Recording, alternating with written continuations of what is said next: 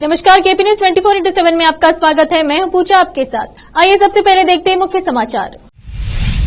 राज्य सरकार श्रेणी कॉलेज अतिथि व्याख्याता संघ बेंगलुरु बीदर जिला इकाई की ओर से आज अपनी मांगों को लेकर किया गया विरोध प्रदर्शन।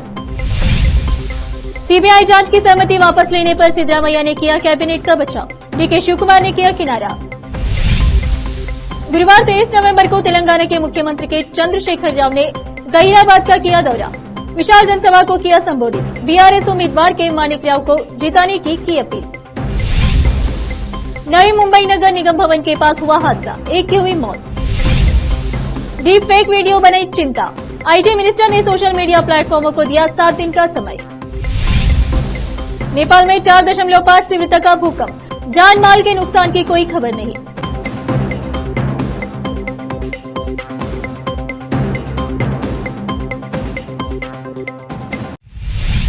अब समाचार विस्तार से। राज्य सरकार श्रेणी कॉलेज अतिथि व्याख्याता संघ बेंगलुरु बीदर जिला इकाई की ओर से आज शुक्रवार 24 नवंबर को अपनी मांगों को लेकर सरकार के खिलाफ बीदर में विरोध प्रदर्शन किया और एक रैली निकाली। यह रैली अंबेडकर सर्कल से निकलकर भगत सिंह चौक से होते हुए डीसी कार्यालय पहुंची, जहां एक मेमोरेंडम दिया गया। संघ की मांग है प्रथम श्रेणी महाविद्यालय में विद्यमान रिक्त पदों पर नए पदों का सृजन और अधिनियम में संशोधन द्वारा भर्ती एवं अनुमोदन और सेवारत अतिथि व्याख्याताओं का सृजित पदों में विलय एवं सेवा निजीकरण। इस अवसर पर भारी संख्या में संघ के सदस्य और दूसरे उपस्थित थे। केपी न्यूज के कैमरामैन कृष्णा का कवरेज। ಎಲ್ಲಿವರೆಗೆ ಹೋರಾಟ ಗಮನ ಹರಿಸಬೇಕು। ಯಾಕಂದ್ರೆ ಇಡೀ ರಾಜ್ಯಾದ್ಯಂತ ಇವತ್ತು ಸರ್ಕಾರಿ ಪ್ರಥಮ ದರ್ಜೆಗಳು ನಿಶಬ್ದವಾಗಿವೆ, ವಿದ್ಯಾರ್ಥಿಗಳು ಪರದಾಡ್ತಾ ಇದ್ದಾರೆ। ವಿದ್ಯಾರ್ಥಿಗಳು ನಾಳೆ ಬರತಕ್ಕಂಥ ದಿನಗಳಲ್ಲಿ ಬೀದಿಗೆ ಕೂಡ ಬರಬಹುದು। ಇವತ್ತು ಕರ್ನಾಟಕ ಸರ್ಕಾರಕ್ಕೆ ಒಂದು ಮನವರಿಕೆ ಮಾಡ್ಕೊಳ್ತಾ ಇದ್ದೇನೆ, ಏನಂತಂದ್ರೆ ಹಲವಾರು ಅತಿಥಿ ಉಪನ್ಯಾಸಕರು ಸಾವಿಗೀಡಾಗಿದ್ದಾರೆ। ಮೊನ್ನೆ ತಾನೇ ಹೃದಯಾಘಾತದಲ್ಲಿ 3 ರಿಂದ 4 ಅತಿಥಿ ಉಪನ್ಯಾಸಕರಪ್ಪ ಸಾವಿಗೀಡಾದ್ರು। ಇದಕ್ಕೆ ನೇರ ಜವಾಬ್ದಾರಿ ಯಾರು? ಇವತ್ತು ಆಡಳಿತ ಪಕ್ಷದಲ್ಲಿರತಕ್ಕಂಥ ಸರ್ಕಾರ, ವಿಶೇಷವಾಗಿ ಉನ್ನತ ಶಿಕ್ಷಣ ಸಚಿವರು ಹಾಗೂ ಕರ್ನಾಟಕ ಮುಖ್ಯಮಂತ್ರಿಗಳು ಹಾಗೂ ಉಪಮುಖ್ಯಮಂತ್ರಿಗಳು ಆದಷ್ಟು ಬೇಗ ನಮ್ಮ ಸಮಸ್ಯೆಯನ್ನು ಈಡೇರಿಸಬೇಕು। ನಮ್ಮ ಸಮಸ್ಯೆಗಳನ್ನು ಈಡೇರಿಸದಿದ್ದ ಪಕ್ಷದಲ್ಲಿ ಈಗ ಕೇವಲ ಏನಪ್ಪ ಅಂದ್ರೆ ನಾವು ಮೆಮೊರಂ ಅನ್ನು ಕೊಡೋದ್ರ ಮೂಲಕ ಹೋರಾಟ ಮಾಡ್ತಾ ಇದ್ದೀವಿ। ಮುಂದೆ ಬರ್ತಕ್ಕಂಥ ದಿನಗಳಲ್ಲಿ ಈ ಹೋರಾಟ ಉಗ್ರ ರೂಪ ತಾಳುತ್ತೆ। ವಿದ್ಯಾರ್ಥಿಗಳೆಲ್ಲರೂ ಬೀದಿಗೆ ಬರ್ತಾರ। ಬಂದ ನಂತರ ಏನಪ್ಪ ಅಂತಂದ್ರೆ ಏನಾದ್ರೂ ಅನಾಹುತಗಳಾದ್ರೆ, ಹಲವಾರು ಶಿಕ್ಷಕರು ಸತ್ತಿದ್ದಾರೆ, ಇನ್ನು ಯಾವ್ದಾದ್ರು ಶಿಕ್ಷಕರಿಗೆ ಅನಾಹುತ ಆದರೆ ನೇರವಾಗಿ ಹೊಣೆಗಾರಿಕೆ ಉನ್ನತ ಶಿಕ್ಷಣ ಸಚಿವರು, ಕರ್ನಾಟಕದ ಮುಖ್ಯಮಂತ್ರಿಗಳು ಹಾಗೂ ಏನಪ್ಪಾ ಅಂತಂದ್ರೆ ಕರ್ನಾಟಕ ನೈಋತ್ಯ ಸರ್ಕಾರ ಏನಪ್ಪಾ ಅಂತಂದ್ರೆ ಇದಕ್ಕೆ ನೇರವಾಗಿರ್ತಕ್ಕಂಥ ಹೊಣೆಗಾರಿಕೆ ಆಗುತ್ತದೆ ಅಂತಕ್ಕಂಥ ಮಾತನ್ನ ಈ ಮೂಲಕ ಹೇಳ್ತಾ ಇದ್ದೇನೆ। ಇಷ್ಟಕ್ಕೆ ಇದು ನಿಲ್ಲುವುದಿಲ್ಲ। ನಾವು कर्नाटक के deputy CM DK Shivakumar पर आय से अधिक संपत्ति रखने के मामले में सीबीआई जांच की मंजूरी को वापस लेने के अपने मंत्रिमंडल के कदम का मुख्यमंत्री सिद्धरामैया ने बचाव किया है। उन्होंने शुक्रवार को कहा कि पिछली भाजपा सरकार द्वारा दी गई जांच की मंजूरी अवैध है। सिद्धरामैया ने कहा, जो हमने कहा वह यह है कि जांच की मंजूरी देना अवैध है। किसी भी सरकारी अधिकारी के खिलाफ जांच के लिए सरकार को मंजूरी देनी होगी। यदि कोई मंत्री है तो उसके लिए राज्यपाल मंजूरी देंगे। यदि वह विधायक है तो उसकी मंजूरी स्पीकर को देना होगा। यहाँ स्पीकर की अनुमति नहीं ली गई। जब जांच की मंजूरी दी गई थी तब शिव कुमार एक विधायक थे। उन्होंने कहा मंजूरी देना अवैध है और यह नियम के अनुरूप नहीं है। मीडिया के एक सवाल पर प्रतिक्रिया देते हुए सीएम ने कहा कि वह कोर्ट के फैसले पर कोई टिप्पणी नहीं करेंगे। सरकार को जो करना होगा वह करेगी। सिद्धरामैया ने आगे कहा, पिछली भाजपा सरकार द्वारा दी गई जांच की मंजूरी अवैध है, यह सही नहीं है। हमने मंजूरी वापस ले ली है। जैसा कि हमने कहा था, हम अदालत के फैसले में बाधा नहीं डाल सकते। हम इसमें हस्तक्षेप नहीं करेंगे। जो करना होगा वह अब अदालत ही निर्णय करेगी। गुरुवार 23 नवंबर को तेलंगाना के मुख्यमंत्री के चंद्रशेखर राव ने जहीराबाद का दौरा किया और जहीराबाद निर्वाचन क्षेत्र से बीआरएस के उम्मीदवार के माणिक राव के लिए प्रचार किया और एक विशाल जनसभा को संबोधित किया। इस अवसर पर उनके साथ बीआरएस के कई वरिष्ठ नेता, विशेष तौर पर हरीश राव और दूसरे उपस्थित थे। मुख्यमंत्री के चंद्रशेखर राव यानी केसीआर हेलीकॉप्टर से जहीराबाद पहुंचे। यहां उनका पार्टी नेताओं और कार्यकर्ताओं ने भव्य स्वागत किया। इस अवसर पर जनसभा को संबोधित करते हुए केसीआर ने जहीराबाद निर्वाचन क्षेत्र से बीआरएस के उम्मीदवार के माणिक राव को जिताने की जनता से अपील की। केसीआर ने कांग्रेस पर हमला करते हुए कहा कि कांग्रेस की सरकार में कदम कदम पर दंगे हुए और साल में कई बार कर्फ्यू लगता था। परंतु हमारी सरकार के इन 10 सालों में एक बार भी कर्फ्यू नहीं लगा। उन्होंने कहा कि हम सभी को साथ लेकर चलते हैं। जहीराबाद में संबोधित करते हुए केसीआर ने राज्य की जनता को खबरदार किया कि कांग्रेस पर भरोसा करते हुए वोट दिया जाता है तो यहाँ पर भी कर्नाटक की परिस्थिति पैदा कर दी जाएगी। उन्होंने कहा कि कांग्रेस को वोट देना अपनी उंगलियों से अपनी आंख को फोड़ लेने के बराबर होगा, क्योंकि कर्नाटक में सिर्फ 5 घंटे बिजली दी जा रही है। अगर कांग्रेस को वोट देंगे तो तेलंगाना में भी यही हाल हो जाएगा। केसीआर ने कहा, कांग्रेस के 10 सालों की सरकार में अल्पसंख्यकों के कल्याण के लिए सिर्फ 2000 करोड़ रुपए खर्च किए गए, जबकि हमारी 10 सालों की सत्ता में 12,000 करोड़ रुपए अल्पसंख्यकों के कल्याण के लिए खर्च किए गए। इस अवसर पर केसीआर ने उर्दू शायरी भी सुनाई। बीजेपी पर और केंद्र सरकार पर हमला करते हुए केसीआर ने कहा कि भारतीय जनता पार्टी आज देश को बर्बाद कर रही है, यहाँ के अच्छे पर्यावरण को बिगाड़ रही है और जब लोग समझेंगे तो देश उन्हें भगा देगा। उन्होंने कहा कि बिना किसी शक के तेलंगाना आगे बढ़ेगा, कोई भी कुछ बिगाड़ नहीं सकेगा।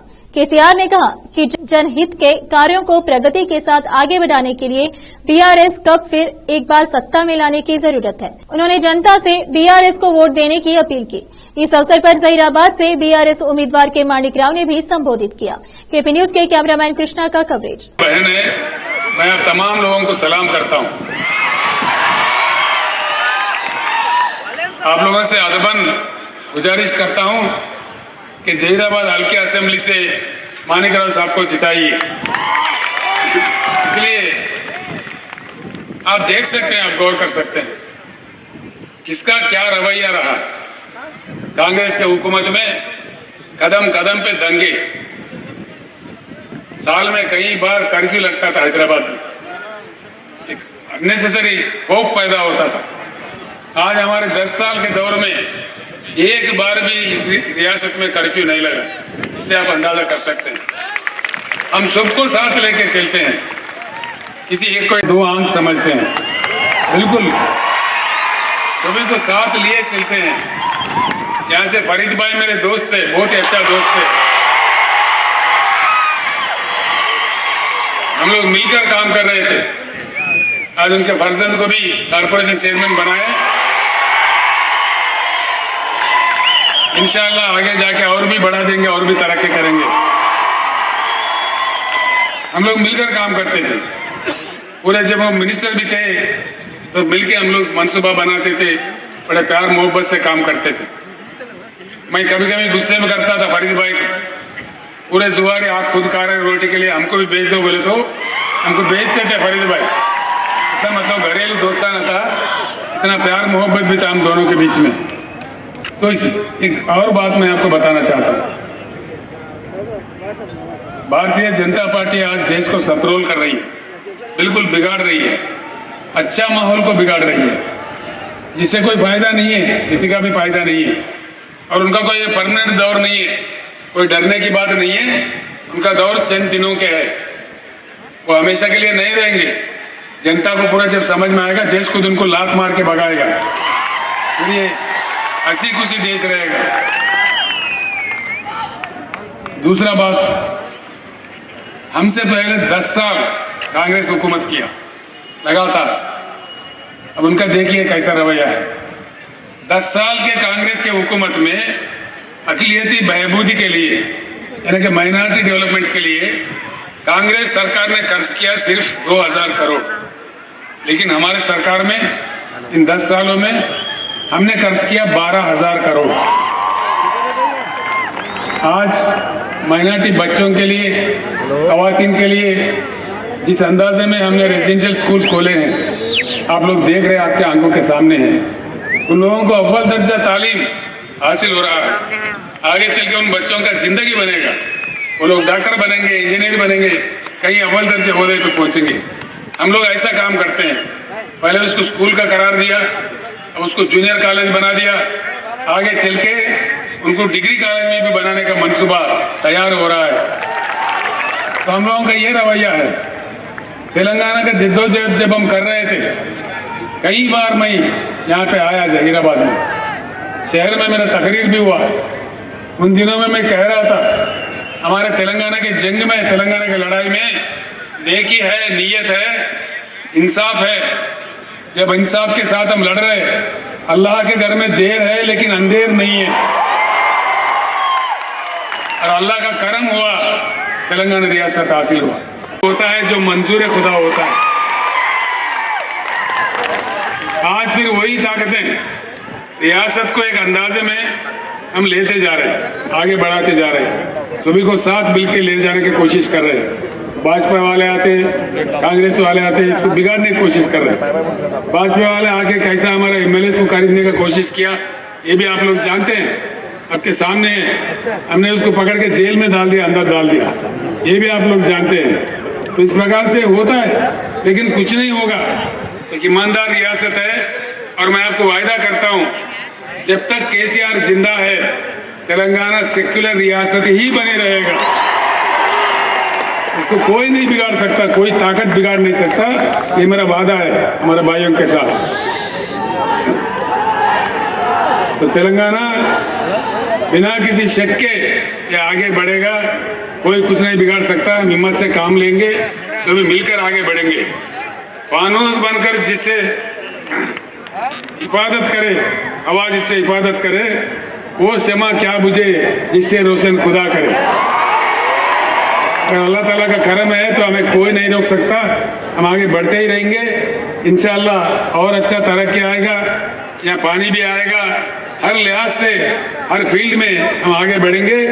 बेफिक्र रहिए, मैं आपके साथ हूँ, हम सभी के साथ रहते हैं। तो इसलिए एक भाईचारगी से, प्यार से, मोहब्बत से जो हमारे तेलंगाना रियासत के गंगा जमुना तहजीब, उसको बिल्कुल बरकरार रखेंगे। उसी तरीके से सारे हिंदुस्तान के लिए हम एक मिसाल बन के रहेंगे, इस तरीके से इसको चलाएंगे। इतना कहते हुए मैं आपसे रुखसत लेता हूँ। सोदरलारा, నేను మిమ్మల్ని ఒక మాట కోరుతా ఉన్నా। एक बार फिर हैदराबाद में बाइक स्टंट के वीडियो ने लोगों के बीच हड़कंप मचा दिया है। हाल ही में सोशल मीडिया पर कुछ वीडियो वायरल हो रहे हैं, जिसमें युवा सचिव को फ्लाईओवर ब्रिज के अलावा उसके आसपास इलाकों में भी देखा जा सकता है। वाहन बिजली की गति से चलाए जा रहे हैं और जानलेवा स्टंट कर रहे हैं। हालांकि शहर की पुलिस समय समय पर ऐसे स्टंट करने वालों पर कार्रवाई करती है, लेकिन इसकी युवा गतिविधियां जारी है। नागरिकों ने ये वीडियो सोशल मीडिया पर वायरल कर पुलिस से कार्रवाई की गुहार लगाई है। नागरिकों का कहना है ये युवक न सिर्फ अपनी बल्कि दूसरों की जान भी खतरे में डाल रहे हैं। नवी मुंबई में एक तेज रफ्तार कार की चपेट में आने से एक 39 वर्षीय व्यक्ति की मौत हो गई, वहीं 3 अन्य घायल हो गए। यह घटना उल्वे इलाके में गुरुवार को रात में घटी। कार ने पहले 2 पैदल चल रहे यात्रियों समेत एक स्कूटर को कुचला और फिर ट्रक से जाकर टकरा गई। इस हादसे में पैदल चल रहे एक यात्री प्रमोद सिंह की मौत हो गई, वहीं स्कूटर में सवार 2 समेत 3 व्यक्ति घायल हो गए। कार चालक के खिलाफ भारतीय दंड संहिता और मोटर वाहन अधिनियम के तहत मुकदमा दर्ज कर लिया गया है। अब फिलहाल लेते एक छोटा सा ब्रेक।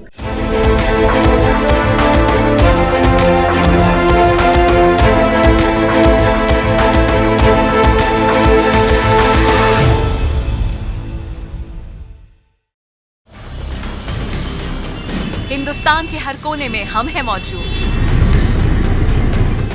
24 घंटे हालात पर गहरी नजर, खबरों से जुड़े चुपते सवालात, और आपको दिखाता है धार्मिक, सामाजिक, राजनीतिक, लोकल और इंटरनेशनल न्यूज की सबसे बेहतर कवरेज, जो आपको रखती है हर पल बाखबर।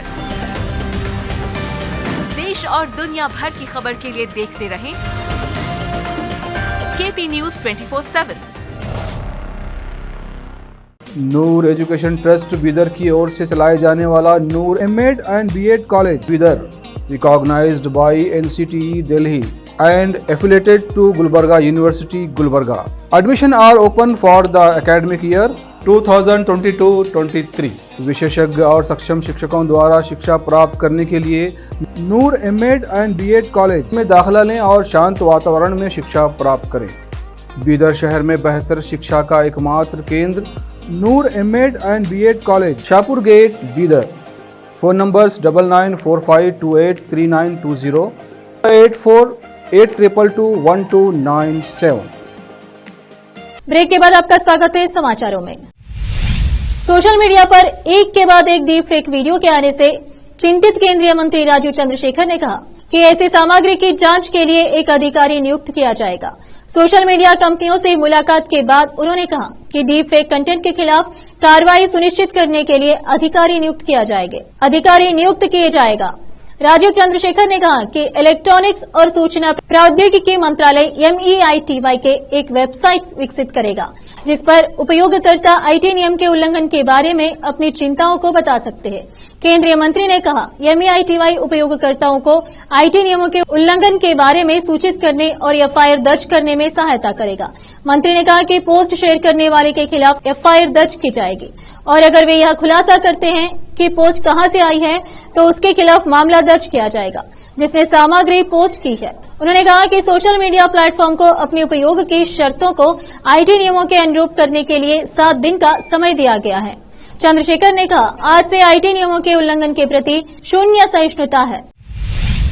राष्ट्रीय स्वयंसेवक संघ RSS के प्रमुख मोहन भागवत ने 24 नवंबर को कहा कि भौतिकवाद, सामान्यवाद और पूंजीवाद के साथ प्रयोगों के बाद लड़खड़ा रही दुनिया को प्रसन्नता और संतोष का मार्ग भारत दिखाएगा। थाईलैंड की राजधानी में बैंकॉक तीसरी विश्व हिंदू कांग्रेस WHC के उद्घाटन सत्र को संबोधित करते हुए भागवत ने दुनिया भर के हिंदुओं से अपील की कि वे एक दूसरे से जुड़े और मिलकर दुनिया से कड़ी जोड़े। उन्होंने आगे कहा, दुनिया एक परिवार है और हम सबको आर्य बनाएंगे।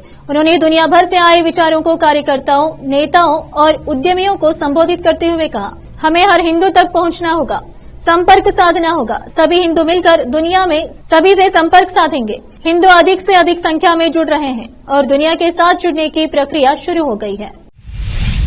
उत्तराखंड के उत्तरकाशी में सुरंग ढहने के बाद से उसमें 41 मजदूर फंसे हुए हैं।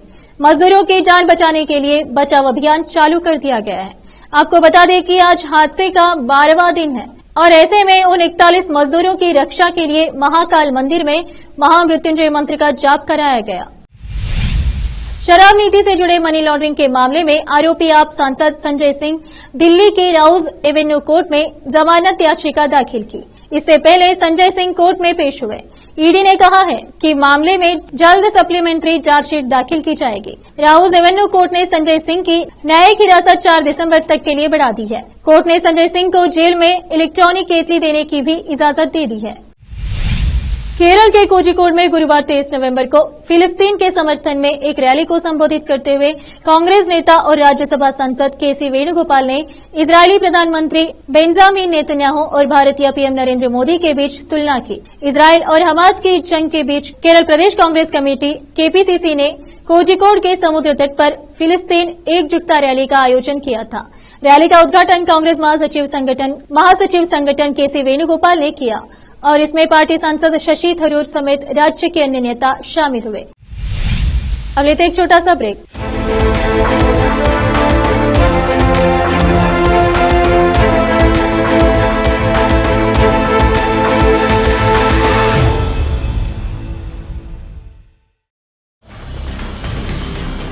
हिंदुस्तान के हर कोने में हम हैं मौजूद।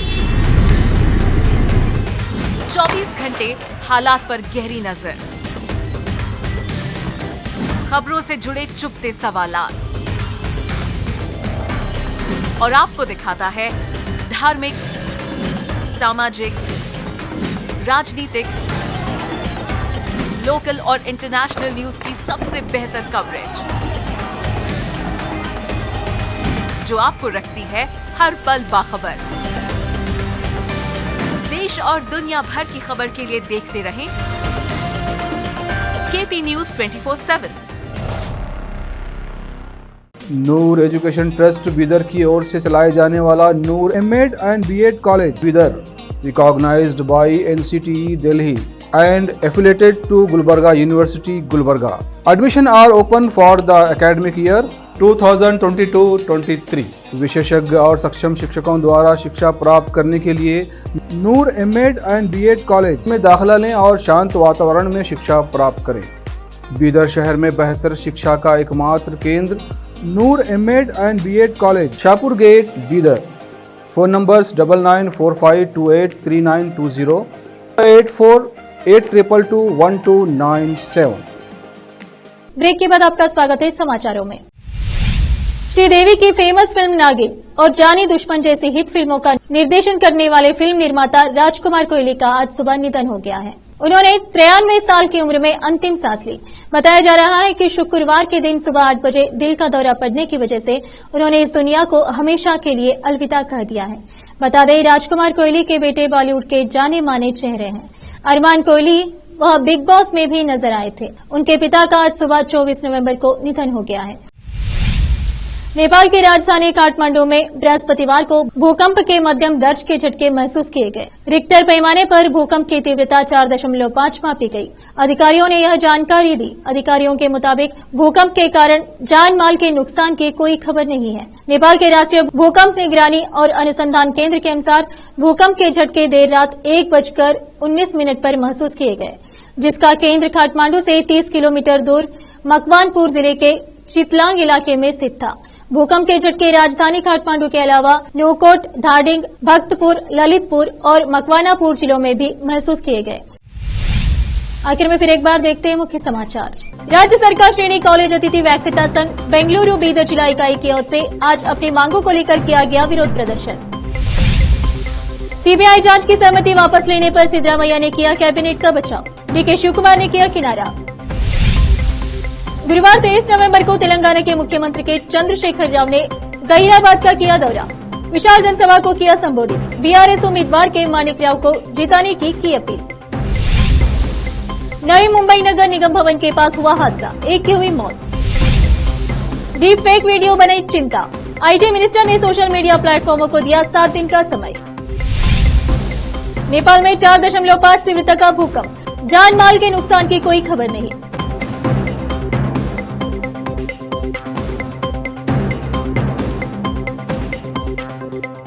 केपी न्यूज में इतना ही। देश प्रदेश के समाचारों के लिए देखते रहिए केपी न्यूज 24/7। धन्यवाद।